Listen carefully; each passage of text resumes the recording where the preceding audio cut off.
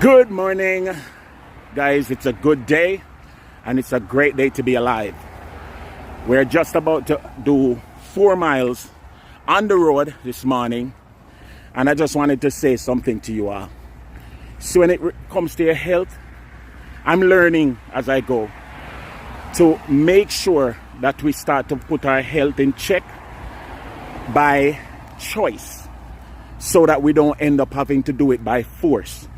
You see, many of us leave ourselves to the point where we are getting so sick, so out of shape, so ill health, that the doctors and all those health professionals are going to start to force us, you understand, to do what's right and to put us on regiment and diets and different things like that. All you have to do is get up and do 30 minutes a day by choice, and you won't end up having to do this by force. My word for this morning, so big up on yourself. You want to say something, baby?